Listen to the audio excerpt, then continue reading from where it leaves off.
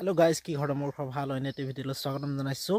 আশা কৰিছো আপোনালোকৰ সকলোৰে ভালে আছে আপোনালোকে মোৰ এই প্ৰথমবাৰৰ বাবে আপোনালোকে মোৰ এই চেনেলটো চাইছে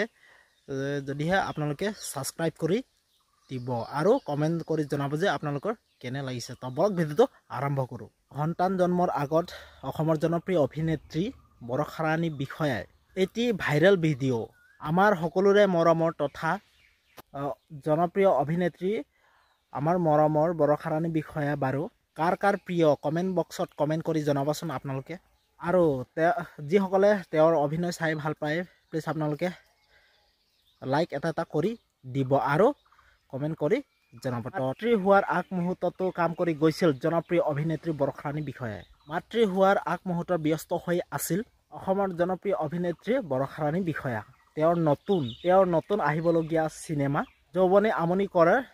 পাৰ্টটোৰ বাবে গৰ্ভৱতী অৱস্থাটো এনেদৰে শুটিঙত ব্যস্ত হৈ থকাত দেখিবলৈ পোৱা গৈছিল অসমৰ জনপ্ৰিয় অভিনেত্ৰী বৰষা ৰাণী বিষয়া ভাতৃ আৰু পিতৃৰ সৈতে একেলগে ব্যস্ত হৈ পৰিছিল অভিনেত্ৰী বৰষা ৰাণী বিষয়াই ইতিমধ্যে সিনেমাৰ শুটিঙৰ টাইম প্ৰায় শেষ হ'ল 2025 বৰ্ষৰ ভিতৰতে তেওঁৰ সিনেমা মুক্তি লাভ পাব তেওঁৰ আহিবলগীয়া সিনেমা যৌৱনে আমনি কৰে পাৰ্ট 2 ইতিমধ্যে জনপ্ৰিয় অভিনেত্ৰী গৰাকীৰ এনেকুৱা আহিবলগীয়া প্ৰচেষ্টাত নতুন